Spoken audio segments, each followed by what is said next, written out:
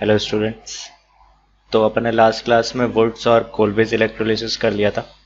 अब अपन आगे बढ़ते हैं उसमें और अपन देखते हैं कि एल्केन्स का हेलोजिनेशन कैसे होगा।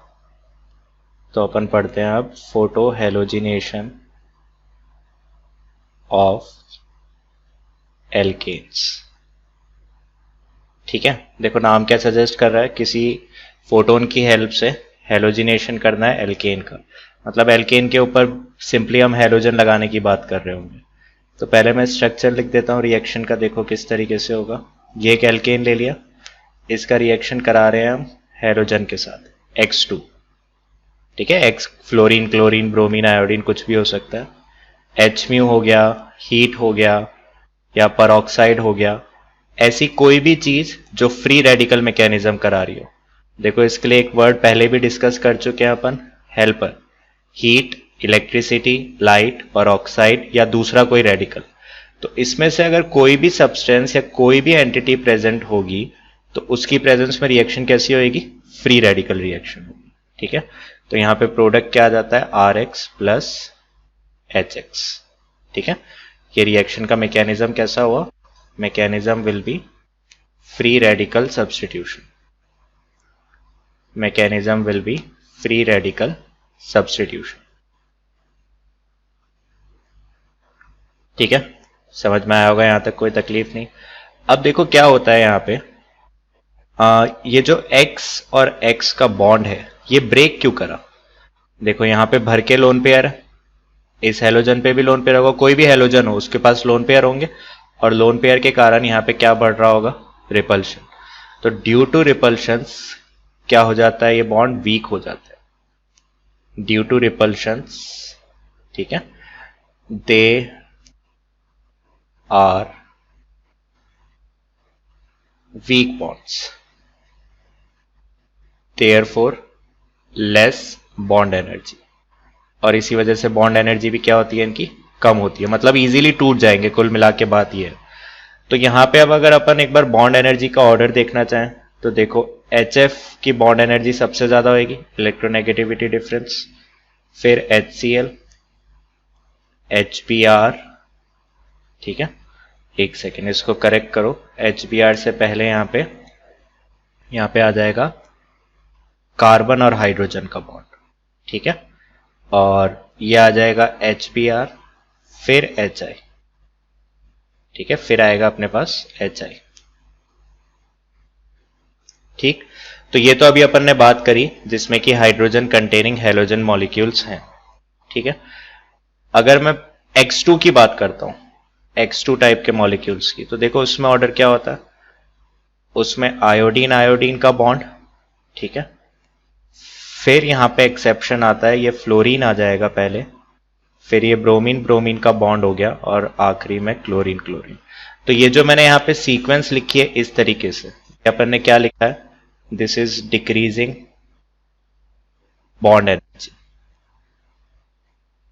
मतलब कहने का मतलब ये हुआ कि अगर मैं इनमें डिस्कस करता हूं तो HF जो है इसकी हाईएस्ट बॉन्ड एनर्जी होगी, मतलब इन सब में सबसे मुश्किल तोड़ना होगा इसको, और सबसे कम बॉन्ड एनर्जी क्लोरीन की होगी, मतलब ये इजीली ब्रेक कर जाएगा। यहां पे एक एक्सेप्शन या एक अनयूजुअल ऑर्डर देख सकते हो, फ्लोरीन जो कि आखिरी में आना चाहिए था वो पहले आ गया, तो ये एक एक्सेप्शन केस होता है, इसको अपन को ध्यान रखना पड़ेगा। ठीक है, इतना नोट करो। फिर देखो यहां पे अपन ने रिएक्शन का स्ट्रक्चर देख लिया कि रिएक्शन होती कैसे है। अब एक बार इसका मैकेनिज्म डिस्कस कर लेते हैं कि फ्री रेडिकल सब्स्टिट्यूशन होता किस तरीके से है। ठीक है, तो देखो यहां पे जैसे कि हम डिस्कस कर चुके हैं, इनिशिएशन स्टेप होता है प्रोपगेशन और टर्मिनेशन। सेम चीज यहां पे होगी, पहले हेलोजन है। ठीक है, इस हेलोजन को मैंने फोटोन प्रोवाइड करा, लाइट प्रोवाइड करी, यहां से क्या जनरेट हो गया? Free radical. तो पहले स्टेप में मेरे पास क्या हुआ? Formation of free radical. यहां पे हम सबसे पहली बारी फ्री रेडिकल को क्या कर रहे हैं? जनरेट कर रहे हैं। इसीलिए ये जो स्टेप है इस स्टेप को हम क्या बोलेंगे? This is initiation step. Initiate कर रहा है ये रिएक्शन को। ठीक है, सेकेंड स्टेप। अब देखो एक्स रेडिकल बन चुका है, अब इसकी रिएक्शन अगर मैं एल्केन के साथ कराता हूं तो हमने एक वर्ड याद करा था, हेल्पर। इसमें लास्ट क्या था, R वॉज रेडिकल, मतलब एक रेडिकल की प्रेजेंस में ये रिएक्शन कैसे जाएगी, एज अ रेडिकल ही जाएगी। तो यहां से ये ब्रेक हो रहा है फ्री रेडिकल की फॉर्म में, ठीक है। तो देखो यहाँ पे इस तरीके से ट्रांजिशन स्टेट, और फाइनली H X के साथ चला गया और यहाँ पे बन गया R रेडिकल, ठीक है। ये एक ट्रांजिशन स्टेट बना। अभी आएंगे अपन इस स्टेप पे फिर से। थर्ड स्टेप में क्या होगा, देखो यहाँ पे फिर से रेडिकल की फॉर्मेशन हो रही है। तो ये R रेडिकल अब की बार, अब ऐसा तो है नहीं कि सारा एक ही बारी में रेडिकल में कन्वर्ट हो गया, कुछ X2 बचा होगा, तो ये R रेडिकल वापस से X2 के साथ रिएक्ट करेगा, यहां से RX और X रेडिकल जनरेट हो जाएगा। अब अगर ध्यान से देखो तो ये X रेडिकल क्या करेगा, ये फिर से यहाँ पे जाके रिएक्शन को कंटिन्यू कर सकता है, और यहां से जो R रेडिकल बन रहा है वो इधर आकर रिएक्शन कर रहा है। तो एक तरीके से अगर हम देखें तो ये जो दोनों स्टेप्स हैं ये साइक्लिक स्टेप्स हैं, ये लूप में फंस गए यहां पे, ठीक है। और इनको क्या बोलते हैं हम, दिस इज प्रोपगेशन स्टेप, मतलब ये रिएक्शन को आगे ले जाने का काम कर रहे हैं, दिस इज प्रोपगेशन स्टेप, ठीक। अब देखो इसमें फोर्थ स्टेप, ये काफी रेयर अकरेंस होती है जिसमें कि सारे रेडिकल आपस में कंबाइन करके टर्मिनेटिंग स्टेप कर देते हैं, क्योंकि कोई नया रेडिकल फॉर्म नहीं हो रहा। तो देखो जितने भी रेडिकल रिएक्शन में बने इनको आपस में रिएक्ट करा दो। R रेडिकल बना था, X बना था, इनको आपस में करा दिया, इन दोनों को आपस में करा दिया, और एक केस क्या बन सकता है कि R रेडिकल आपस में रिएक्ट कर जाए, तो यहां से क्या बनेगा, एल्केन बन जाएगा, ठीक है। ये सारे के सारे स्टेप, क्योंकि देखो इनमें कोई नया फ्री रेडिकल नहीं बन रहा, तो इन सारे के सारे स्टेप्स को मैं क्या बोलूंगा, all of these are termination steps. यहां पे रिएक्शन हमारी टर्मिनेट हो रही है, और ये बहुत रेयर अकरेंस होती है, ऐसा नहीं है कि ये हमेशा तुम्हारे पास रिएक्शन में हो रहा होगा। रेयर अकरेंस क्यों बोल रहे हैं, क्योंकि देखो रिएक्शन यहां फंस रही है सेकंड और थर्ड स्टेप में, तो ये एक ही दूसरे में लगे रहेंगे, इनके होने के चांसेस बहुत ज्यादा कम है, ठीक है। और रेयर अकरेंस है और ऐसा होगा भी, तो ये रेट ऑफ रिएक्शन को क्या करेंगे, हमारी रेट ऑफ रिएक्शन को ये काफी ज्यादा कम कर रहे होंगे, क्योंकि कोई नया रेडिकल बन नहीं रहा, तो प्रोपगेशन स्टेप हो नहीं पाएगा, ठीक। अब इधर देखो, इधर अगर हम बात करें तो इस स्टेप में एक बॉन्ड टूटा, ठीक, 1 सिग्मा बॉन्ड ब्रेक्स। अपन एक चीज एनालाइज करने की कोशिश कर रहे हैं यहां पे, इस वाले स्टेप में क्या हुआ, यहां पे भी एक सिग्मा बॉन्ड ब्रेक कर रहा है, इधर भी एक सिग्मा, और इस वाले में भी 1 सिग्मा बॉन्ड ब्रेक्स। अब अपन ने अभी अभी पढ़ा है, देखो यहां पे क्या पढ़ा है, बॉन्ड एनर्जी का ऑर्डर, ये सीक्वेंस पढ़ा है हमने। इसमें देखो ये RH बॉन्ड और X2 बॉन्ड यहां कहीं पे आ रहा है, इसका मतलब अगर मैं इन दोनों में कंपेयर करता हूं, किन दोनों में, इसमें और इन दोनों में, तो ये वाला बॉन्ड ज्यादा स्ट्रांग है, मोर स्ट्रांग बॉन्ड। समझ आ रही है ना बात, पीछे से रिलेट करके देख रहे हैं अपन, याद नहीं कर रहे हैं कुछ भी चीज, तो मतलब इसको तोड़ना मुश्किल है एज कंपेयर टू X2। इसका मतलब ये वाला जो स्टेप है ये रिएक्शन का कैसा स्टेप होना चाहिए, रेट डिटरमाइनिंग स्टेप, क्योंकि सबसे टफ कार्बन और हाइड्रोजन के बॉन्ड को ब्रेक करना है as compare to X2 bond, तो this step will be the slow step, तो यही क्या हो जाएगा रिएक्शन का RDS। समझ आ रहा है, देखो अपन ने याद नहीं करा, अपन ने समझा जो चीज अपन ने पीछे लिखी थी उसके बेसिस पे, ठीक है। आगे बढ़ते हैं। अब देखो अब अपन क्या करते हैं, अब ये जो X2 है ये क्या क्या पॉसिबिलिटी है, F2 हो सकता है, Cl2, Br2, I2। तो अपन इन चारों केसेस को अब इंडिविजुअली पढ़ते हैं। जैसे सबसे पहले अपन उठाते हैं फ्लोरिनेशन, कि अगर मुझे किसी एल्केन का फ्लोरिनेशन कराना है तो क्या वो सिंपल तरीके से पॉसिबल है या नहीं, उसको देखते हैं। देखो तो फ्लोरिनेशन कैसे कराना चाहेंगे हम, फ्लोरीन लेके और इसको किसी एल्केन से रिएक्ट करा दिया, लेकिन देखो फ्लोरीन के साथ फ्लोरिनेशन पॉसिबल नहीं होता। यहां पे क्या होगा, जैसे ही तुम फोटोन प्रोवाइड करोगे ये कन्वर्ट हो जाएगा चारकोल में और ये कन्वर्ट हो जाएगा HF में, ठीक है। बैलेंस कर लेते हैं अपन इसको, 3, 2, 6, ये बैलेंस हो गया। अब देखो ऐसा क्यों हुआ, ये जो रिएक्शन होती है this is an explosive reaction, ये रिएक्शन ऐसे काफी ज्यादा एक्सप्लोजिव रिएक्शन होती है, इनफैक्ट ये डार्कनेस में भी एक्सप्लोड कर जाती है रिएक्शन। यहां तो मैंने फिर भी फोटोन डाला है। ये रिएक्शन इतनी ज्यादा पावरफुल रिएक्शन होती है कि यहाँ पे डार्कनेस में भी एक्सप्लोजन पॉसिबल है। वेरी डिफिकल्ट टू कंट्रोल, ठीक है, वेरी डिफिकल्ट टू कंट्रोल। अभी इन सारे पॉइंट्स को अपन समझेंगे, वेरी डिफिकल्ट टू कंट्रोल, कि ऐसा हम क्यों बोल रहे हैं, और इसका आंसर लाया करेगा इसके मैकेनिज्म में। देखो हमने एक जनरलाइज्ड फॉर्म में अभी पिछले सिनेरियो में हमने ये पढ़ लिया है कि किस तरीके से मैकेनिज्म होता है। अब अपन यहाँ पे सेम मैकेनिज्म से अगर चले तो पहला स्टेप क्या बोल रहा है कि x2, इसको अगर हम लाइट प्रोवाइड कर रहे हैं तो ये यहाँ पे रेडिकल फॉर्म कर रहा है। और फिर सेकेंड स्टेप में क्या हो रहा है, ये जो F रेडिकल है ये एल्केन के साथ रिएक्ट करना चाहिए और यहाँ पे क्या बना देना चाहिए, HF प्लस R रेडिकल। यही स्टेप्स लिखे हमने, ठीक है। अब जरा यहाँ पे ध्यान से देखो, ठीक है। अब इधर इस बॉन्ड को देखो, फोकस करो जरा सा, RH बॉन्ड पे और HF बॉन्ड पे। अगर इन दोनों बॉन्ड में मैं कंपेयर करता हूं तो ये एक वीक बॉन्ड है और ये कैसा बॉन्ड है, ये एक स्ट्रॉन्ग बॉन्ड है। इसका क्या मीनिंग हुआ कि मैं एक वीक बॉन्ड को ब्रेक कर रहा हूं और एक स्ट्रॉन्ग बॉन्ड बना रहा हूं, ठीक है। तो यहां पे क्या होना चाहिए, अगर हम एनर्जी की टर्म्स में बात करें, एनर्जी शुड बी रिलीज्ड, क्योंकि मेरे को बॉन्ड तोड़ने में तो कम एनर्जी लग रही है लेकिन बॉन्ड रिलीज करने में बहुत ज्यादा एनर्जी लगेगी। सॉरी, बॉन्ड तोड़ने में तो कम एनर्जी लग रही है लेकिन जो रिलीज्ड एनर्जी होगी वो बहुत ज्यादा होगी, क्योंकि बॉन्ड कैसा बन रहा है, स्ट्रॉन्ग बॉन्ड बन रहा है। इसका मतलब del H will be less than 0। तो ये जो रिएक्शन है, ये रिएक्शन कैसी हो गई यहां पे, ये रिएक्शन हमको समझ में आ गया कि रिएक्शन इज एक्सोथर्मिक, ठीक। और डिफरेंस भी बहुत ज्यादा होता है, मतलब HF अगर अपन सीक्वेंस देखें यहां पीछे चल के, HF स्ट्रॉन्गेस्ट बॉन्ड था इन सब में, तो इनके बीच में जो डिफरेंस होता है that difference is very high, मतलब HF बॉन्ड काफी स्ट्रांग होगा as compare to CH bond. तो यहां पे ये जो एनर्जी रिलीज हो रही है एक्सोथर्मिक रिएक्शन में काफी ज्यादा होगी, ठीक है। ये जो एनर्जी रिलीज हो रही है ये क्या होगी, काफी ज्यादा होगी। तो यहां पे एक चीज अब अपन को समझनी है कि एक्सोथर्मिक रिएक्शंस जो होती हैं, exothermic reactions has no selectivity.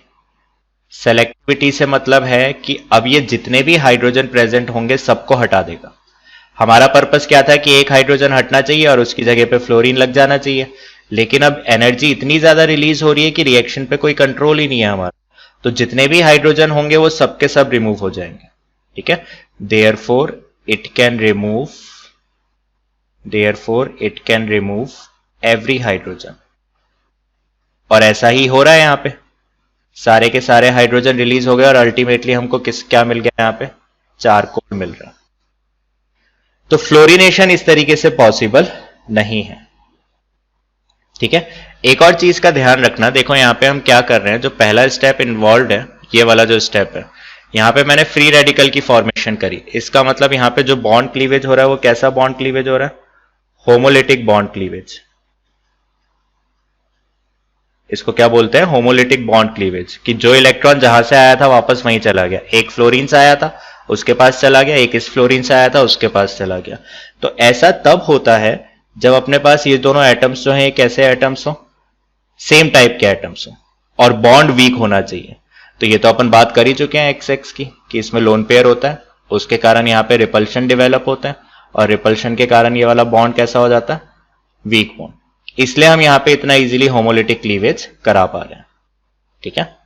तो ये बात हुई फ्लोरिनेशन की, हाईली एक्सोथर्मिक रिएक्शन है, इसी वजह से यहां पे कोई सेलेक्टिविटी नहीं होती, हमारा कोई कंट्रोल नहीं है रिएक्शन पे, और सारे हाइड्रोजन रिलीज हो जाते हैं। क्लियर है बात, चलो नेक्स्ट देखते हैं। सिमिलरली अब अपन समझते हैं क्लोरिनेशन, कि अगर मेरे को क्लोरीन लगाना हो एल्केन पे तब क्या होगा, ठीक है। तो पहले देखो इसका मैं एक स्ट्रक्चर लिख देता हूं कि कैसे होगा। मान लो ये एल्केन लिया, ठीक है, क्लोरीन के साथ reaction in presence of photon. तो यहां पे क्या होगा, यहां पे देखो ये प्रोडक्ट भी बन जाएगा, मतलब 2 डिग्री पे हेलोजन लग गया, प्लस ये प्रोडक्ट भी बन जाएगा। मतलब जितनी पॉसिबल साइट्स थी यहां पे, अगर हम सबस्ट्रेट को देखते हैं तो यहां पे क्या है, 1 डिग्री कार्बन है, 2 डिग्री है और 1 डिग्री है। तो जितने भी different types of carbon possible होंगे सब पे रिएक्शन हो जाएगी। तो इससे क्या पता चल रहा है मुझे पहला कि ये रिएक्शन भी नॉन सेलेक्टिव है, किसी एक पर्टिकुलर कार्बन पे नहीं लग रही, जहां जहां जगह मिली वहां वहां लग गया। ठीक है। सेकेंड पॉइंट क्या है, दिस इज कंट्रोलेबल, इसको मैं फिर भी कंट्रोल कर सकता हूं अनलाइक फ्लोरिनेशन। जैसे फ्लोरिनेशन में क्या हो रहा था, हम रिएक्शन को कंट्रोल ही नहीं कर पा रहे थे, वो अनकंट्रोलेबल रिएक्शन थी, एक्सप्लोसिव रिएक्शन थी। यहां पे ये नॉन सेलेक्टिव तो है सेम लाइक फ्लोरिनेशन, लेकिन मैं इसको कंट्रोल कर सकता हूं। ठीक है, देखो किस तरीके से। सबसे पहला स्टेप तो इधर भी सेम हुआ, क्या स्टेप हुआ, Cl हमने इसको फोटोन प्रोवाइड करा तो यहां से क्या बन गया, रेडिकल। ठीक है। सेकेंड स्टेप में क्या हो रहा है कि ये जो Cl रेडिकल बना है ये एल्केन के साथ रिएक्ट करेगा और इधर से बन जाएगा HCl प्लस R रेडिकल। अब देखो अगर मैं वापस से पीछे लेके जाऊं तुम लोगों को, तो ये जो हमने बॉन्ड की सीक्वेंस लिखी, HCl जो है वो CH से अभी भी स्ट्रांग है ना। तो यहां पे क्या हो रहा है, इसका मतलब कि फिर से एक स्ट्रांग बॉन्ड की फॉर्मेशन हो रही है, और जो टूटने वाला बॉन्ड था वो बॉन्ड वीक बॉन्ड था। तो मतलब हम एक वीक बॉन्ड को तोड़ रहे हैं और हम एक स्ट्रांग बॉन्ड को बना रहे हैं। तो फिर से एनर्जी क्या होगी, energy should be released, energy should be released. इसका मतलब सेम चीज, मेरा del H will be less than 0, process will be exothermic. लेकिन अब की बार देखो ये जो डिफरेंस है इस बॉन्ड में और इस बॉन्ड में वो उतना ज्यादा नहीं होगा, क्योंकि जस्ट HCl के बाद कार्बन हाइड्रोजन का बॉन्ड है। इसी वजह से इस रिएक्शन को हम क्या कर पा रहे हैं, कंट्रोल कर पा रहे हैं। दिस रिएक्शन इज कंट्रोलेबल, कि यहां पे जो एनर्जी रिलीज हो रही है वो उतनी हाई नहीं है जितनी फ्लोरिनेशन के केस में थी। ठीक है, कोई दिक्कत। तो यहां पे अब ये कंट्रोलेबल है, तो यहां पे क्या होगा, अब सारे हाइड्रोजन रिमूव नहीं होंगे, लेकिन क्योंकि ये एक्सोथर्मिक रिएक्शन है, ठीक है, तो ये नॉन सेलेक्टिव होगी, मतलब जितनी भी पॉसिबल पोजीशन से हाइड्रोजन निकल सकता होगा वहां से निकल जाएगा। ये सारे हाइड्रोजन रिमूव नहीं कर पाएगा क्योंकि मैं रिएक्शन को कंट्रोल कर पा रहा हूं, लेकिन फिर भी नॉन सेलेक्टिव होगी बिकॉज रिएक्शन इज एक्सोथर्मिक। और एक्सोथर्मिक रिएक्शंस में इनको तुम ऐसे बोल सकते हो कि एक्सोथर्मिक रिएक्शंस अपने कंट्रोल में नहीं होती है। ठीक है, वो अपने हिसाब से चलेगी। अगर एनर्जी बहुत रिलीज हुई है तो सारे बॉन्ड्स तोड़ के खत्म कर देगी, जैसा फ्लोरिनेशन में हो रहा था। और अगर लिमिटेड अमाउंट ऑफ एनर्जी निकल रही है तो वो क्या करेगी, जिस जिस बॉन्ड को तोड़ सकता है उसको तोड़ेगा। जैसे यहाँ पे डिफरेंट डिफरेंट सिनेरियोस क्या बन रहे हैं, 2 डिग्री और 1 डिग्री, इनको ब्रेक कर देगा। ठीक है, तो इसी वजह से क्या हो रहा है, तुम्हारे पास 2 डिग्री पे भी क्लोरीन लग रहा है और 1 डिग्री पे भी बन रहा है, दोनों प्रोडक्ट्स बन रहे हैं। ठीक है, ठीक है, तो दिस वॉज क्लोरिनेशन। इसमें एक इंपॉर्टेंट पॉइंट आता है। ठीक है, यहां पे देखो इस पे क्वेश्चन आने के चांसेस ज्यादा रहते हैं, तो इसको मैं थोड़ा इंपॉर्टेंट लिख देता हूं। परसेंटेज कैलकुलेशन रहती है एक कुछ फिक्स डेटा के बेसिस पे, तो calculation of percentage of chlorinated products. देखो जैसे ऊपर 2 प्रोडक्ट बन रहे थे, अभी जो लास्ट अपन ने पढ़ा यहां पे 2 प्रोडक्ट बन रहे थे, लेट से ए और बी, तो किस प्रोडक्ट का कितना परसेंटेज बनेगा वो अपन कैलकुलेट कर सकते हैं। जैसे अपन मेजर माइनर लिखते हैं उसी तरीके से। तो उसके लिए एक फिक्स डेटा होता है, डिफाइंड डेटा है, उसी को यूज करना होता है। किस तरीके से, इसी रिएक्शन को ले लेते हैं अपन एज एन एग्जाम्पल। ठीक है, CH3 CH2 CH3, इसका क्लोरिनेशन करा रहे हैं। तो यहां पे क्या हो रहा है, एक बार 2 डिग्री के साथ प्रोडक्ट बन रहा है इस तरीके से, और एक बार 1 डिग्री के साथ प्रोडक्ट बन रहा है कुछ इस तरीके से। मैं यहां पे लिख भी देता हूं, ये 1 डिग्री पे हैलोजन लगा और ये 2 डिग्री पे लगा। ठीक, अब क्या क्या फैक्टर्स इसको डिसाइड करेंगे वो अपन देख लेते हैं। सबसे पहला फैक्टर इज रिएक्टिविटी, जिसको अपन कैपिटल R से डिनोट करेंगे, तो उसको एल्काइल ग्रुप से प्लीज कंफ्यूज मत करना। ठीक है, जैसे देखो reactivity of 1 degree ratio reactivity of 2 degree, ये सब प्री डिफाइंड डेटा है, तो उसकी टेंशन नहीं लेनी है कि ये डेटा कहां से आएगा। क्वेश्चन में तुमको दिया होगा, वरना तुमको याद रखना है, मोस्टली तुमको याद रखना है 1 डिग्री 2 डिग्री 3 डिग्री। ठीक है, इन सबकी रिएक्टिविटी का एक रेशियो डिफाइंड होता है, दैट इज 1:3, 3.8 4.5। ये एक फिक्स रेशियो है। ठीक है, और सेकेंड फैक्टर क्या होगा अपने पास, second factor is number of hydrogen atoms, ठीक है, नंबर ऑफ हाइड्रोजन एटम्स। तो इसको अपन कैटेगराइज कर लेते हैं। 1 डिग्री के लिए नंबर ऑफ हाइड्रोजन एटम्स को अपन N1 बोल देते हैं, 2 डिग्री के लिए नंबर ऑफ हाइड्रोजन एटम्स को अपन N2 बोल देते हैं, और 3 डिग्री के लिए नंबर ऑफ हाइड्रोजन को अपन N3 बोल देते हैं, या इसको N1 डिग्री, 2 डिग्री, 3 डिग्री कर लो, टू बी मोर प्रिसाइज बस। अब मान लो मुझे निकालना है percentage of 1 degree chlorinated product, जैसे ये वाला प्रोडक्ट है। तो मैं क्या करूंगा, यहां पे 1 डिग्री के कितने हाइड्रोजन है इनटू 1 डिग्री की रिएक्टिविटी कितनी है upon total number of cases. 1 degree की रिएक्टिविटी, 2 डिग्री की रिएक्टिविटी, 3 डिग्री की रिएक्टिविटी, ठीक है, इनटू 100। इसको थोड़ा और मैथमेटिकल टर्म में अगर लिखना चाहो तो कैसे लिख सकते हो, N1 degree R1 degree upon summation of Ni degree Ri degree, ठीक है, कोई दिक्कत, परसेंटेज ऑफ 1 डिग्री।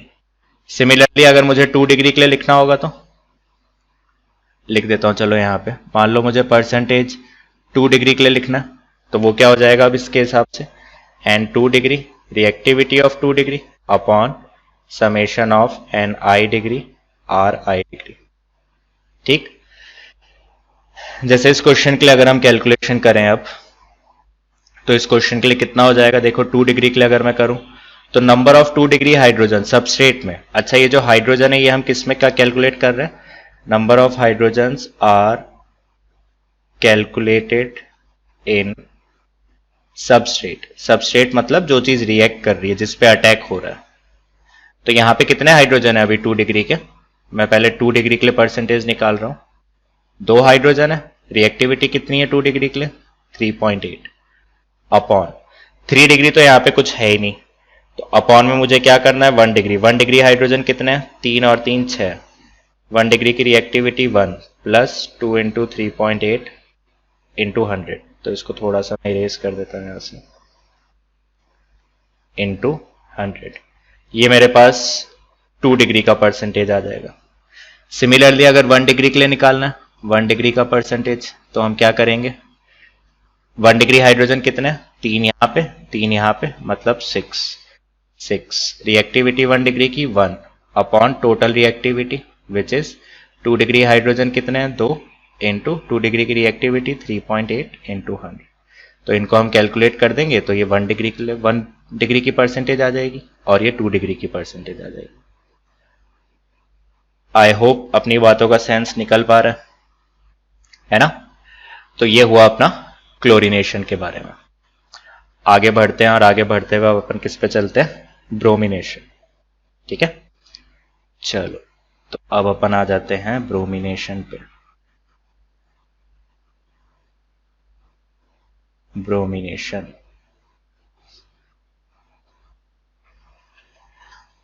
तो पहले ऐसे ही नॉर्मल एक स्ट्रक्चर लिख लेते हैं रिएक्शन का, कैसे रिएक्शन होगी। इसकी रिएक्शन ब्रोमीन के साथ फोटोन की प्रेजेंस में। तो देखो यहां पे तुम्हारे पास सिर्फ और सिर्फ एक ही प्रोडक्ट आएगा 2 डिग्री वाला।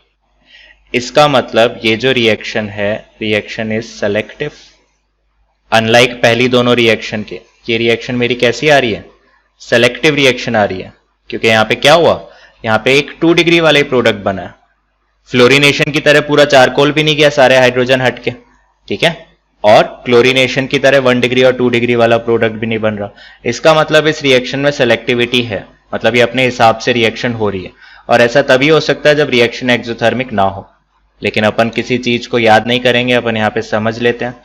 देखो पहला स्टेप तो सेम ही रहेगा, ब्रोमीन ब्रोमीन, इसको अपन ने फोटोन प्रोवाइड करा तो यहां से इसने बना लिया रेडिकल।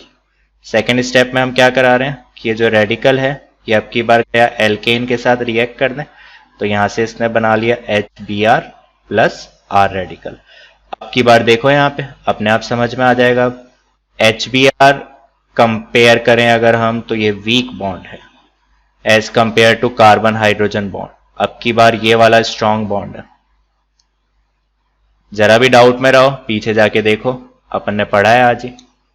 देखो HBr बाद में आ रहा है CH के, ठीक है। इसका मतलब ये अब की बार जो बन रहा है बॉन्ड वो वीक है और स्ट्रॉन्ग बॉन्ड हमने तोड़ा है। इसका मतलब मैंने एनर्जी ज्यादा दी होगी और रिलीज एनर्जी कम है। That means delta H is greater than zero and therefore process is endothermic.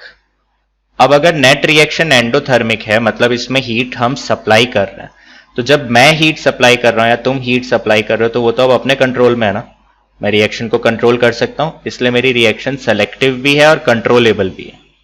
ठीक है, तो इसको इस तरीके से भी लिख सकते हो कि expense of energy is always selective.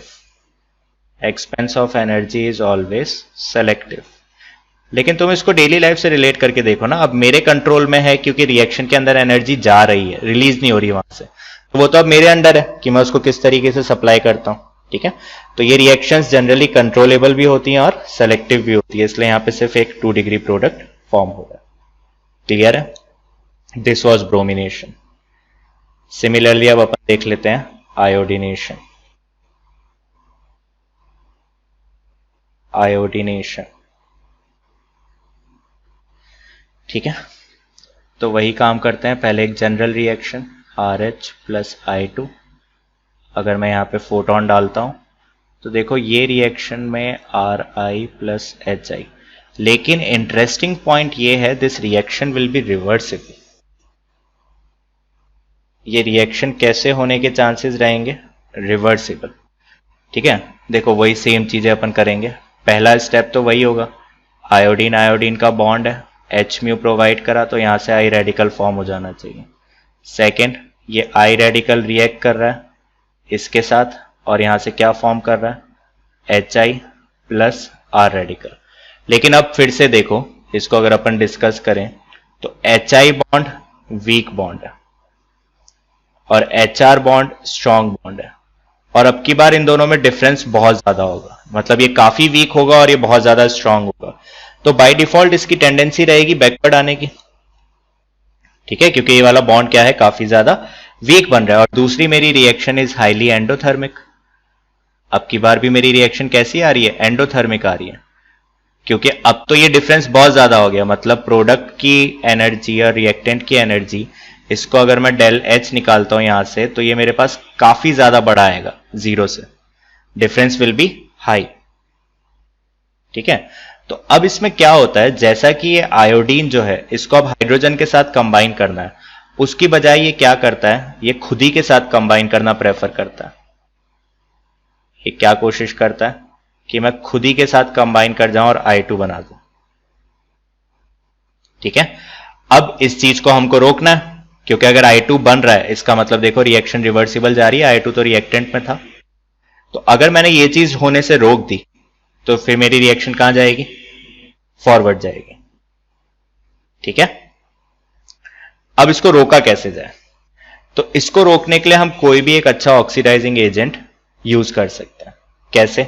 देखो, ऑक्सीडाइजिंग एजेंट यूज करने से क्या फायदा होगा, ये जो HI फॉर्म हो रहा है अगर ये ऑक्सीडाइज हो गया, ठीक है, लेट्स से कि ये HI ऑक्सीडाइज हो गया, तो ये ऑक्सीडाइज होकर कन्वर्ट हो जाएगा I2 में, और I2 में इसका कन्वर्ट होने का मतलब रिएक्टेंट हमने बढ़ा दिया एक तरीके से और प्रोडक्ट कम कर दिया। ले चैटलियर को याद करो, प्रोडक्ट सॉरी यहां पे हमने क्या करा, प्रोडक्ट तो हमने कर दिया कम, क्योंकि अगर मैं HI को ऐसे लिख लेते हैं, HI को ऑक्सीडाइज करा, ठीक है, I2 में, इसको मैं चलो आयंस की फॉर्म में भी समझा देता हूं। HI अगर हम ले रहे हैं तो यहां पे अभी I माइनस है, इसको अगर मैं ऑक्सीडाइज कर देता हूं ये जीरो हो गया, तो ऑयल रिग अपन ने पढ़ रखा है, oxidation is loss of electron, तो -1 से 0 में जाने का मतलब इलेक्ट्रॉन का लॉस, तो यहां पे क्या हुआ इसका, ये हो गया इसका ऑक्सीडेशन।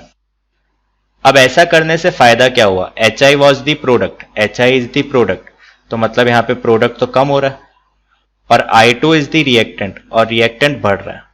तो अब अगर मैं ले चैटलियर के हिसाब से देखता हूं, अकॉर्डिंग टू ले चैटलियर प्रिंसिपल, अकॉर्डिंग टू ले चैटलियर प्रिंसिपल मेरी रिएक्शन कहां जानी चाहिए? फॉरवर्ड डायरेक्शन में। Reaction should proceed in forward direction. समझ आ रही है ना बात, क्योंकि हमने प्रोडक्ट ही कम कर दिया, प्रोडक्ट कम कर दिया तो रिएक्शन फॉरवर्ड में जानी चाहिए। तो जनरली ये जो ऑक्सीडाइजिंग एजेंट की हम बात कर रहे हैं यहाँ पे, वो ऑक्सीडाइजिंग एजेंट अपने पास रहता है HNO3। तो अब ये खुद रिड्यूस हो जाएगा, ठीक है। ये खुद रिड्यूस कैसे हो जाता है HNO3, ये +5 ऑक्सीडेशन स्टेट में, ये खुद रिड्यूस हो गया तुम्हारा NO2 में +4। तो देखो यहाँ पे गेन ऑफ इलेक्ट्रॉन दिख रहा है क्लियरली, +5 से +4 में चला गया, तो ये हुआ रिडक्शन। तो खुद का रिडक्शन करके इसने HI का क्या कर दिया, ऑक्सीडेशन, उससे प्रोडक्ट कम हो गया और रिएक्टेंट बढ़ गया, तो रिएक्शन कहां चली गई, फॉरवर्ड में। तो आयोडीनेशन के साथ जो प्रॉब्लम थी रिवर्सिबल की, वो हमने इस तरीके से दूर कर दी। आई होप क्लियर है ये बात सारी, इसमें कोई दिक्कत नहीं होनी चाहिए किसी भी तरीके की, ठीक है। तो ये अपना एक सिग्निफिकेंट पोर्शन यहाँ पे खत्म होता है रिएक्शन मैकेनिज्म की, अगर हम बात करें तो। और अब अपन स्टार्ट करते हैं इसमें आगे हैलोजन डेरिवेटिव से, जिसमें अपन पढ़ेंगे न्यूक्लियोफिलिक सब्स्टिट्यूशन, जिसको जनरली अपन एसएन रिएक्शंस बोलते हैं, ठीक है। अब सबसे पहले एसएन रिएक्शंस के सारे फैक्टर्स देख लेते हैं अपन कि क्या क्या फैक्टर्स उसमें इंपॉर्टेंट होते हैं, और फिर different types of substitution reaction की हम बात करेंगे, जैसे SN1 SN2। लेकिन उससे पहले जो जो टर्मिनोलॉजीज यहाँ पे यूज होंगी, leaving group, nucleophilicity, solvent, substrate, इन सब के बारे में थोड़ा सा डिस्कस कर लेते हैं, ठीक है। चलो तो आगे बढ़ते हैं अपन, और अब अपन एक तरीके से हैलोजन डेरिवेटिव्स में जा रहे हैं, तो या तो हेडिंग डाल लो या फिर सिंपली लिख लो यहाँ पे कि अब हम पढ़ रहे हैं न्यूक्लियोफिलिक सब्स्टिट्यूशन रिएक्शन के बारे में। इसको हम कैसे लिखते हैं, SN reaction, S for substitution, N for nucleophile. तो अब अपन स्टार्ट कर रहे हैं न्यूक्लियोफिलिक सब्स्टिट्यूशन रिएक्शन। एक बेसिक ढांचा लिख लेते हैं रिएक्शन का। देखो एक न्यूक्लियोफाइल रहेगा R L, L डिनोट करता है लीविंग ग्रुप को, L को हम क्या बोल रहे हैं, लीविंग ग्रुप। रिएक्शन कराने के लिए मीडियम चाहिएगा, एक सॉल्वेंट रहेगा, और यहां से क्या होगा, न्यूक्लियोफाइल R पे और लीविंग ग्रुप नाम से सजेस्ट कर रहा है बाहर, तो न्यूक्लियोफाइल लग जाएगा R पे और लीविंग ग्रुप चला जाएगा बाहर। ये एक बेसिक सा मोटा मोटा अपन ने स्ट्रक्चर लिखा कि हाँ ऐसा कुछ रिएक्शन में हो रहा होगा। अब मैकेनिज्म डिफरेंट अलग अलग रिएक्शन में होंगे, लेकिन हाँ ये बेसिक चीजें, ठीक है। तो अब देखो इसमें क्या क्या चीजें आई अपने पास। ये हो गया न्यूक्लियोफाइल, तो अपन को न्यूक्लियोफाइल के बारे में जानना है, ये क्या बला है, कौन सा स्ट्रांग है, कौन सा वीक है, कैसे जज करेंगे इसको, ठीक है। तो वो अपन डिटेल में देखते हैं। न्यूक्लियोफाइल जिस पे अटैक कर रहा है उसको अपन बोलते हैं सबस्ट्रेट, जिस पे अटैक कर रहा है उसको हम क्या बोलेंगे, सबस्ट्रेट। और ये जो ग्रुप है जो रिएक्शन में बाहर जा रहा है, इसको हम क्या बोल रहे हैं, लीविंग ग्रुप। और फोर्थ फैक्टर हमारा क्या है, सॉल्वेंट। पहला फैक्टर, दूसरा फैक्टर, तीसरा factor and fourth factor is solvent, ठीक है। तो अभी अपन पहले स्टार्ट करते हैं सबस्ट्रेट से। इन फैक्टर्स को अपन एक एक करके डिस्कस करते हैं। तो सबसे पहले उठा लेते हैं सबस्ट्रेट। सबसे पहले अपन यहां पे उठा लेते हैं सबस्ट्रेट। देखो एकदम लेमैन लैंग्वेज में बोले तो सबस्ट्रेट वो चीज है जिसके ऊपर अटैक हो रहा है, ठीक है। तो अटैक किसके ऊपर हो रहा है एज पर रिएक्शन, R। तो ये जनरली कुछ ना कुछ एल्काइल ग्रुप ही रहेगा, ठीक है। अब एल्काइल ग्रुप में तुम्हारे पास क्या क्या हो सकता है, एल्काइल हो सकता है सिंपली CH3 हो गया, CH3 CH2 हो गया, तो ये क्या हो गया, सिंपल एल्काइल ग्रुप, ठीक है। इसी की तरीके से क्या हो सकता है, फिनाइल ग्रुप हो गया, ठीक, या फिर बेंजाइल ग्रुप हो गया। ये क्या हो गया, ये दिस इज बेंजाइल, ये क्या हो गया, ये फिनाइल। इसी तरीके से मान लो अलाइल ग्रुप ले लिया, CH2 double bond CH CH2, allyl group हो गया इस तरीके से। या फिर CH2 डबल बॉन्ड CH, इस तरीके से हमारे पास विनाइल ग्रुप हो गया, ठीक है, एंड सो ऑन। मतलब ऐसे R ही होगा कुछ ना कुछ जिसके ऊपर अटैक हो रहा होगा, ठीक है। तो सबस्ट्रेट की डेफिनेशन अगर अपन लिखें तो क्या है, it is a carbon atom on which substitution takes place. बस सिंपली अपन ये बोल सकते हैं सबस्ट्रेट को कि it is a carbon atom on which attack of nucleophile या सब्स्टिट्यूशन टेक्स प्लेस। जो लैंग्वेज तुमको सुटेबल लगे उसमें इसको लिख लो। अब नेक्स्ट चीज अपन डिस्कस करते हैं, दैट इज न्यूक्लियोफाइल, जो ज्यादा इंपॉर्टेंट है डिस्कस करना। न्यूक्लियोफाइल इसको अपन डिनोट कैसे करेंगे गोइंग फॉरवर्ड, NU उसके ऊपर नेगेटिव चार्ज। ठीक है, अब देखो जब भी हम ऐसी एंटिटी लिखते हैं तो सबसे ज्यादा यहां पे जो कंफ्यूजन वाली बात आती है, तो कंफ्यूजन दो चीजों में पैदा होगा, one is base and second thing is nucleophile. तो सबसे पहले तो अपन इसको डेफिनेशन के हिसाब से डिफरेंशिएट करें कि क्या मतलब है। ठीक है, तो देखो बेस का मीनिंग क्या होगा, इट मीन्स, या ऐसे लिखो इसको, इट मीन्स करके मत लिखो, बहुत लंबा सेंटेंस हो जाएगा। इसमें लिखो इट फॉर्म्स, ऐसे लिखो, it forms sigma bond with hydrogen, with hydrogen only. Obviously कैसे, by donation of lone pair. ठीक है, जबकि अगर हम न्यूक्लियोफाइल की बात करते हैं तो nucleophile can donate lone pair to any atom. Nucleophile can donate lone pair to any atom and forms sigma bond. अब देखो मैथ्स की लैंग्वेज में अगर समझना चाहो तो सेट और सबसेट वाला एक खेल हो गया कि न्यूक्लियोफाइल एक बड़ा सेट है और बेस उसी का सबसेट है। यहां पे हम क्या बोल रहे हैं, nucleophile can donate lone pair to any atom, तो उसमें हाइड्रोजन तो आ ही गया ना। ठीक है, फिर भी एक बारी अपनी समझ के लिए देखो, अगर मैं इस तरीके से रिएक्शन लिखता हूं तो अब ये R पे अटैक कर रहा है, तो ये न्यूक्लियोफाइल है। इसने सिग्मा बॉन्ड किसके साथ बनाया, R के साथ।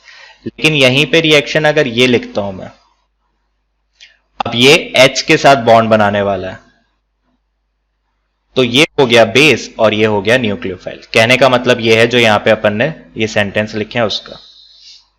ठीक है, अब इसमें एक चीज अपन को समझनी पड़ेगी, ये जो न्यूक्लियोफाइल होता है this is kinetically controlled. Kinetically controlled मतलब ये रेट पे ज्यादा डिपेंडेंट रहेगा, और अगर हम बेस की बात करते हैं तो it is thermodynamically controlled. Thermodynamically controlled, ये मेनली स्टेबिलिटी से डील करेगा, ये एनर्जी से डील कर रहा है, ये रेट से डील कर रहा है। काइनेटिक्स मतलब स्पीड, स्पीड मतलब रेट ऑफ रिएक्शन, थर्मोडायनामिक्स मतलब एनर्जी, एनर्जी मतलब स्टेबिलिटी। ठीक है, इस तरीके से समझो। तो यहां न्यूक्लियोफाइल में हमने पहले ये डिफरेंस क्लियर कर लिया कि बेस और न्यूक्लियोफाइल में क्या डिफरेंस है। नेक्स्ट अपन चलते हैं फिर स्ट्रेंथ ऑफ न्यूक्लियोफाइल। अब न्यूक्लियोफाइल तो मेरे पास बहुत सारे आ सकते हैं, अब डिफरेंट डिफरेंट रिएक्शंस को समझने के लिए न्यूक्लियोफाइल की स्ट्रेंथ समझना बहुत जरूरी है कि कौन सा न्यूक्लियोफाइल स्ट्रांग है और कौन सा न्यूक्लियोफाइल वीक है। पॉइंट वाइज समझते हैं। सबसे पहला पॉइंट देखो, चार्ज पार्टिकल्स जो होंगे वो हमेशा अपनी न्यूट्रल फॉर्म से ज्यादा अच्छे न्यूक्लियोफाइल होंगे। तो चार्ज पार्टिकल ऑलवेज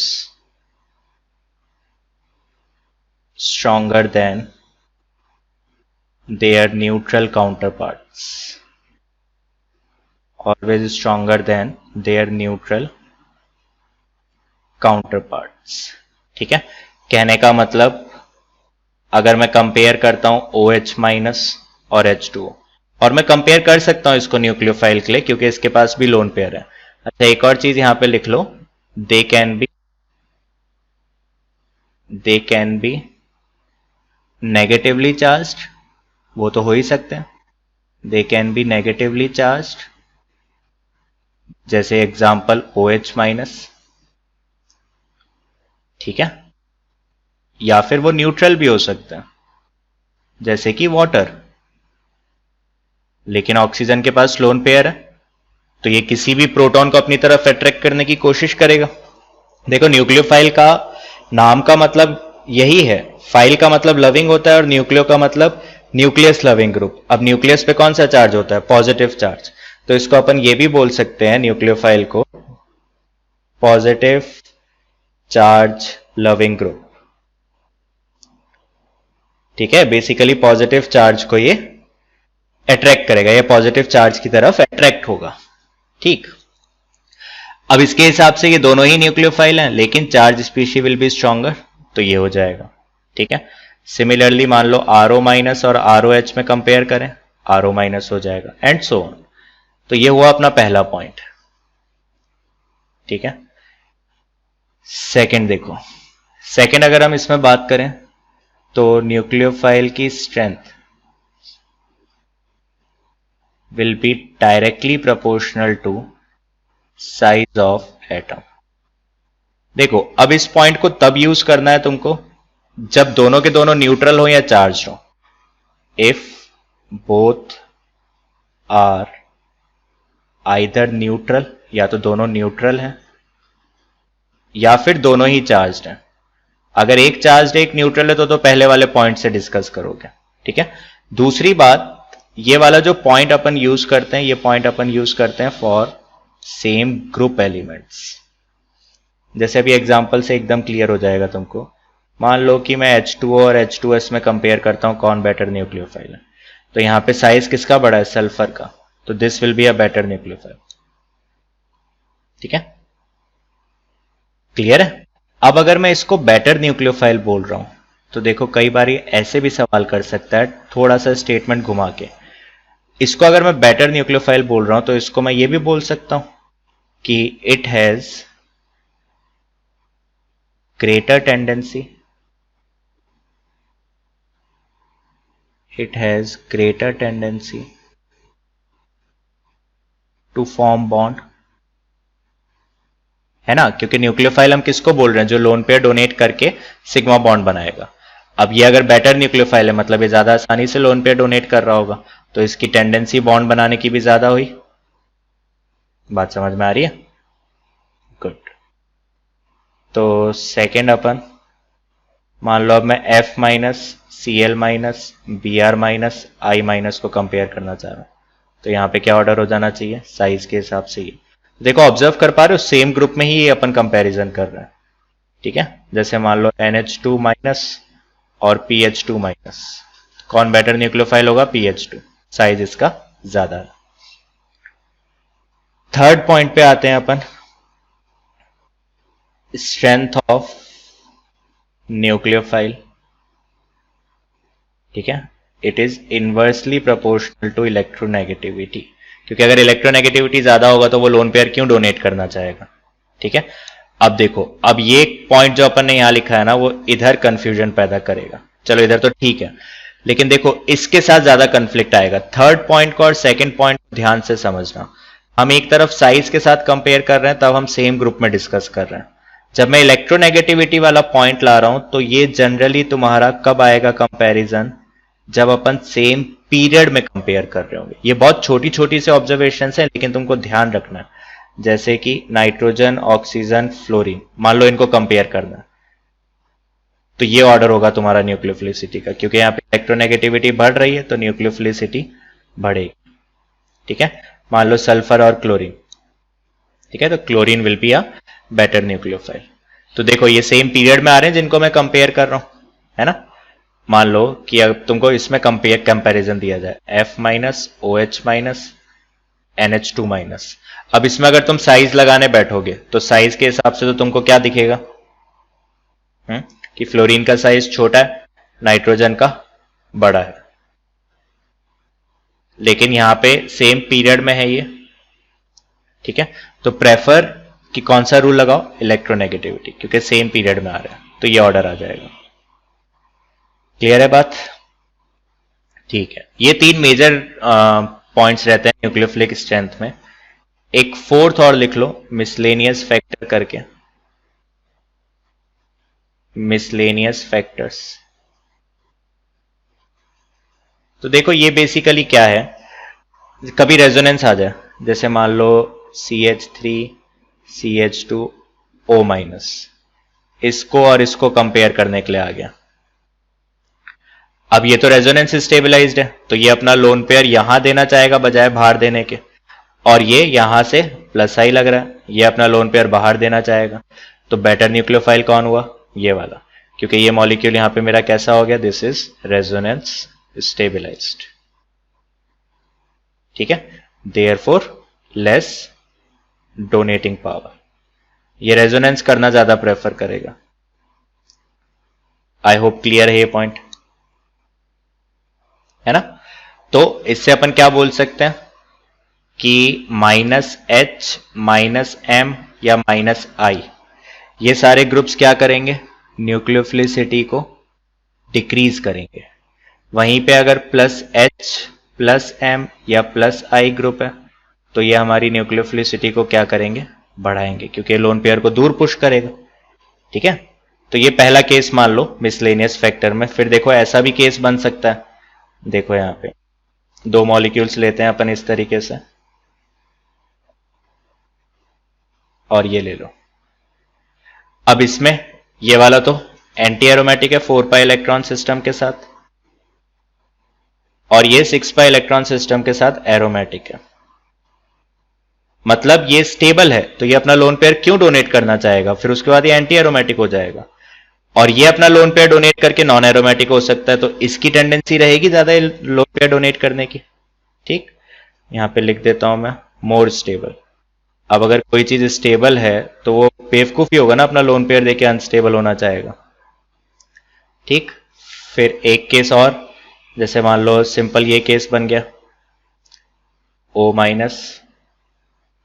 O-, इसमें किसकी ज्यादा होगी, इसकी, क्योंकि ये वाला कैसा है, this is again resonance stabilised, lone pair और डबल बॉन्ड के बीच में रेजोनेंस। ठीक है, ठीक। तो 2 फैक्टर अपन ने डिस्कस करे, सबस्ट्रेट और न्यूक्लियोफाइल्स। अगले फैक्टर पे चलते हैं जो कि क्या है, लीविंग ग्रुप। थर्ड फैक्टर क्या हो जाएगा अपना, लीविंग ग्रुप। ये बहुत इंपॉर्टेंट है, ये आगे भी बहुत सारी रिएक्शंस में काम आएगा, सिर्फ सब्स्टिट्यूशन रिएक्शंस में ही नहीं, आगे भी काफी रिएक्शंस में लीविंग ग्रुप का काम आएगा।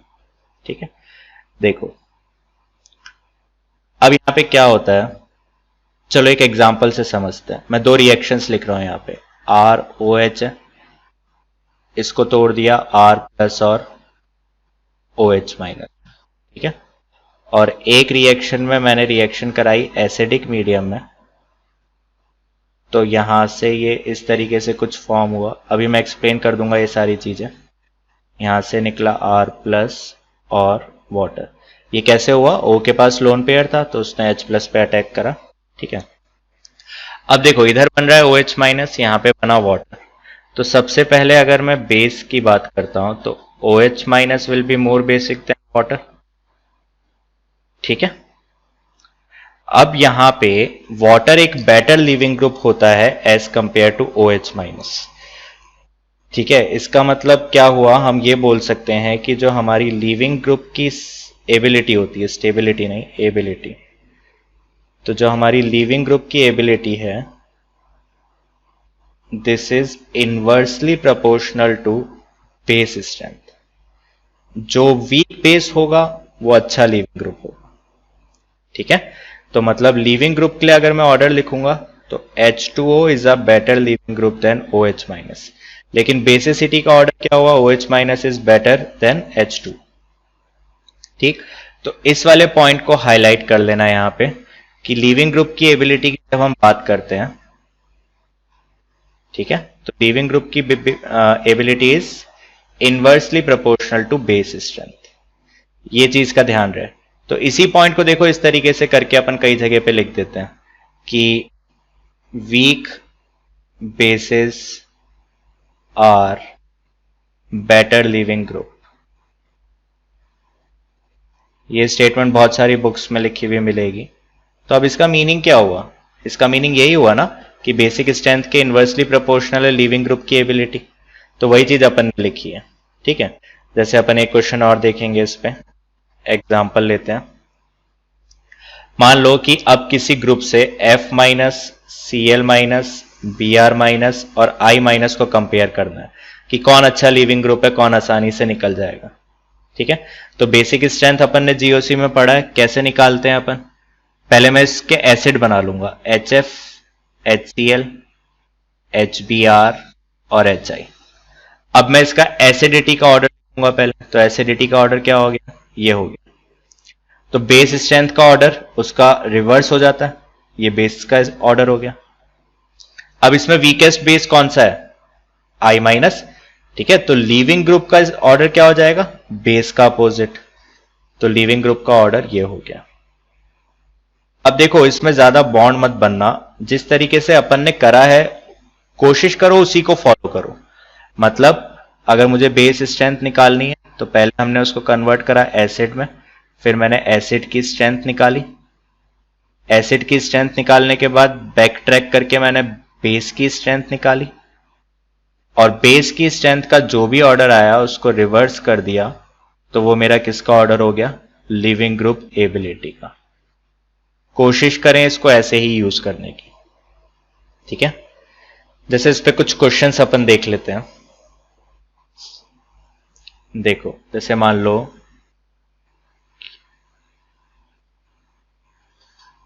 इनमें कंपेयर करने के लिए आ गया कि कौन अच्छा लीविंग ग्रुप,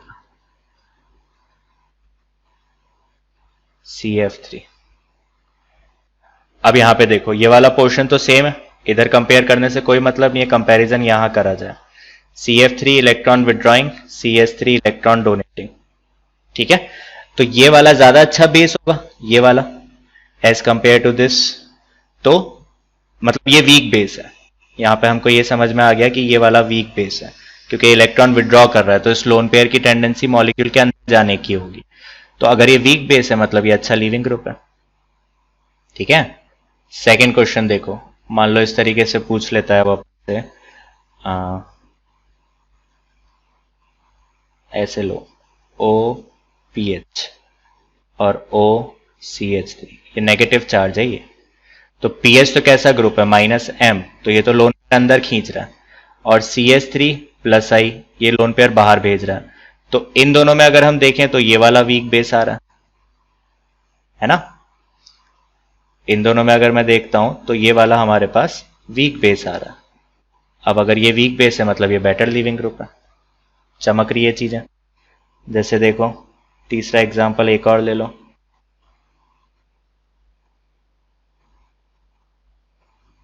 इसको अपन कंपेयर कर लेते हैं इससे। अब इसमें देखो यहां पे भी इलेक्ट्रॉन विड्रॉइंग, यहां पे भी इलेक्ट्रॉन विड्रॉइंग, इधर एक ही इलेक्ट्रॉन विड्रॉइंग है। तो इन दोनों में अगर मैं, और नाइट्रोजन के पास लोन पेयर है ना, तो इसमें अब अगर हम देखते हैं तो इधर दोनों जगह से विड्रॉ हो रहा है, तो मतलब ये वाला हमारे पास ज्यादा वीक बेस होगा, तो लीविंग ग्रुप भी यही अच्छा होगा, ठीक है। आई होप ये क्लियर होगा। लास्ट फैक्टर पे चलते हैं, दैट इज सॉल्वेंट। तो अपना फोर्थ फैक्टर क्या बचता है अब? सॉल्वेंट, ठीक है। सॉल्वेंट जनरली या तो लिक्विड होगा, ये तो अब कॉमन सेंस वाली बात है, या फिर गैशियस होगा। सॉलिड सॉलिड तो नहीं हो सकता है ना। तो सॉल्वेंट का बेसिकली काम तो क्या है? मीडियम प्रोवाइड कराना, ठीक है, या तो लिक्विड मीडियम या फिर गैशियस मीडियम। मोस्टली अपने केस में लिक्विड मीडियम ही रहेगा, ठीक। तो ये एक टाइप का क्लासिफिकेशन हुआ। फिर सॉल्वेंट को हम इस तरीके से ज्यादा प्रेफर करेंगे क्लासिफाई करना, इनर्ट नॉन पोलर सॉल्वेंट, जैसे CCl4 μ0 होता है इसका, ठीक है, या CS2, ठीक है। और दूसरा कैटेगराइजेशन हम इसका करेंगे पोलर, जहां पे कि म्यू नॉन जीरो। फिर पोलर को अपन फर्दर दो पार्ट्स में डिवाइड करेंगे, एक हो सकता है पोलर प्रोटिक या फिर पोलर अप्रोटिक। तो ये वाला जो कैटेगराइजेशन है ना, ये वाला कैटेगराइजेशन अपने लिए, ये वाला कैटेगराइजेशन ज्यादा इंपॉर्टेंट है। ये तो बस इसको तो समझ लो, ये इनर्ट्स नॉन पोलर सॉल्वेंट CCl4, जब मुझे ऐसा सॉल्वेंट चाहिए हो जिसका कि डायपोल 0, मतलब नो आयोनाइजेशन, नो आयोनाइजेशन। अब मेरे मीडियम में ही पोलैरिटी नहीं है तो वो आयोनाइज कैसे कर पाएगा? तो इसको तो हम जनरली तब यूज करेंगे, एक ही यूज है इसका। इसको समझना जरूरी है, ये जो सेकंड कैटेगराइजेशन है, पोलर प्रोटिक और पोलर अप्रोटिक। तो अब अपन एक फ्रेश पेज पे थोड़ा सा इसको डिस्कस करते हैं, ठीक है। जैसे सबसे पहले पोलर प्रोटिक को थोड़ा सा डिस्कस कर लेते हैं। देखो पोलर प्रोटिक सॉल्वेंट का एग्जाम्पल, सबसे फेमस एग्जाम्पल तो अपना वाटर ही हो गया, HOH, ठीक है, del positive, del negative, del positive, electronegativity difference के कारण। ठीक, जनरली पोलर प्रोटिक सॉल्वेंट में यू विल ऑब्जर्व कि या तो हाइड्रोजन ऑक्सीजन का बॉन्ड होगा, हाइड्रोजन नाइट्रोजन का बॉन्ड होगा, या हाइड्रोजन और फ्लोरीन का बॉन्ड होगा, because high electronegativity difference. Electronegativity difference कैसा है? High electronegativity difference. तो जैसे वाटर हो गया सॉल्वेंट, एल्कोहल हो गया, OH का बॉन्ड दिख रहा है, ठीक है, कोई भी साइक्लिक कंपाउंड हो गया इस तरीके से, ठीक है, ये सारे के सारे पोलर प्रोटिक की कैटेगरी में आ सकते हैं। क्लियर है ये बात? अब देखो पोलर प्रोटिक सॉल्वेंट होते क्या है, कोई भी रिएक्शन है उसमें कैटायन बनेगा और एनायन बनेगा। अब पोलर प्रोटिक सॉल्वेंट की खास बात यह है कि इसमें डेल नेगेटिव भी आ रहा है, तो वो पॉजिटिव चार्ज जो बन रहा होगा रिएक्शन में उसको सराउंड कर देगा इस तरीके से, और ये जो सराउंडिंग होती है इसी को बोलते हैं डिसॉल्व करना। तो एक तरीके से उसने क्या करा, अपने अंदर कैटायन को डिसॉल्व कर लिया इस तरीके से, ठीक है। और ये इंटरेक्शन कैसा हो रहा है, इस मॉलिक्यूल में तो है डायपोल और ये क्या बना है, आयन, तो इसको हम क्या बोलेंगे, this is ion dipole interaction. तो ये सवाल भी कर सकता है कि पोलर प्रोटिक सॉल्वेंट में कौन सा फोर्स ऑफ अट्रैक्शन होता है, आयन डायपोल इंटरेक्शन। सिमिलरली ये नेगेटिव है, ठीक है, तो इधर से हाइड्रोजन का एंड कंबाइन कर सकता है, del positive, hydrogen, del positive, इधर भी हाइड्रोजन, एंड सो ऑन। इस तरीके से मॉलिक्यूल्स यहां पे लग सकते हैं, ठीक है। तो अब इनका जो सराउंड होना है उसको हम क्या बोलते हैं, solvation of ions. Ion solution में चले गए, या फिर एकदम आसान भाषा में समझना चाहो तो इसको हम ऐसे बोल सकते हैं कि polar protic solvent, polar protic solvent can dissolve, polar protic solvent can dissolve both cations and anions, ठीक है। तो हम आगे चल के देखेंगे, therefore SN1 reactions are supported। ये कौन सी रिएक्शन को सपोर्ट करते हैं, SN1 रिएक्शंस को सपोर्ट करते हैं, ये अपन आगे चलकर देखेंगे। क्योंकि यहाँ पे क्या हो रहा है, ये एनायन को भी सॉल्वेट कर रहा है, मतलब डिसॉल्व कर रहा है, तो न्यूक्लियोफाइल फ्री नहीं रह पाता। और SN1 की कंडीशन यही है कि पहले स्टेप में न्यूक्लियोफाइल फ्री नहीं होना चाहिए। खैर वो तो जब अपन SN1 डिस्कस करेंगे तभी समझ में आएगा। अभी पोलर प्रोटिक समझ में आया कि ये कैटायन और एनायन दोनों को डिसॉल्व कर रहा है। डिसॉल्व कैसे कर रहा है, through ion dipole interaction. Ion dipole interaction क्यों हो रहा है, क्योंकि मॉलिक्यूल में डायपोल है और जो आयंस बन रहे हैं उनके चारों तरफ ये लग जा रहा है। इतनी आसानी से क्यों लग पा रहा है, मॉलिक्यूल बहुत छोटा है, कहीं पे किसी तरीके का रिपल्शन नहीं हो रहा है, ठीक है। Next solvent is polar aprotic, polar aprotic. तो देखो पोलर अप्रोटिक को समझने का सबसे अच्छा तरीका है कि पहले अपन इसके सारे एग्जाम्पल्स लिख लेते हैं, क्योंकि फिर अपने आप समझ में आ जाएगा कि इधर क्या होता है। देखो पहला example is DMSO, that is dimethyl sulfoxide, dimethyl sulfoxide। ये स्ट्रक्चर होता है इसका CH3S double bond O CH3, पहला एग्जाम्पल। सेकेंड एग्जाम्पल हो जाएगा अपने पास DMF, DMF is dimethyl formamide, dimethyl formamide. Formamide मतलब ये, ठीक है, अमाइड और अमाइड पे डायमिथाइल, ये हो गया। तो ये दोनों मेजर हैं, DMSO और DMF, ठीक है। फिर ऐसे तो अब अपन और भी लिख सकते हैं, जैसे DMA भी होता है, ये भी लिख लो, ये क्या होता है, दिस इज डायमिथाइल एसीटामाइड। जैसे फॉर्मामाइड था इसी तरीके से एसीटामाइड, तो ये क्या हो जाएगा, CH3C double bond O, amide है तो, और डायमिथाइल तो N के ऊपर 2 मिथाइल को। और चौथा एग्जाम्पल हो जाएगा HMPA, हेक्सामिथाइल, ये क्या हो गया अपने पास, हेक्सामिथाइल, हेक्सामिथाइल, ठीक है, फॉस्फोरामाइड, फॉस्फोरामाइड। तो इसका स्ट्रक्चर क्या हो गया, देखो P double bond O, amide amide amide, दो दो मिथाइल ग्रुप हर अमाइड पे, तो हेक्सामिथाइल 6 मिथाइल और फास्फोरस का अमाइड। अब देखो जितने भी सॉल्वेंट अपन ने लिए हैं बल्कि ग्रुप्स हर सॉल्वेंट में आ रहे हैं, हाईलाइट कर देते हैं उसको अपन, बल्कि ग्रुप, बल्कि ग्रुप, बल्कि ग्रुप, बहुत बल्कि ग्रुप, ठीक है। और ध्यान से देखो बल्कि ग्रुप यहां पे कौन से वाला पोर्शन आ रहा है, चलो उस पॉइंट को तो फिर भी मैं एक्सप्लेन करता हूं। अब देखो अब अपने पास क्या है, एक है कैटायन, ठीक है। अब जैसे कि मैं पहले ये डीएमएसओ का एग्जांपल लेता हूं क्योंकि ये ज्यादा यूज होता है। इसका नेगेटिव पोर्शन कौन सा है, ऑक्सीजन डेल नेगेटिव और sulphur is del positive, electronegativity difference, मतलब ओ डबल बॉन्ड इससे अट्रैक्ट करने आ रहा है, बाकी तो यहां पे ये इतना बड़ा ग्रुप लगा हुआ है, ओ डबल बॉन्ड इंटरेक्ट करने के लिए आ रहा है, ये बड़ा ग्रुप लगा हुआ है, similarly O double bond attract करने के लिए आ रहा है और ये बल्कि ग्रुप लगा हुआ है, यहां तक कोई दिक्कत नहीं।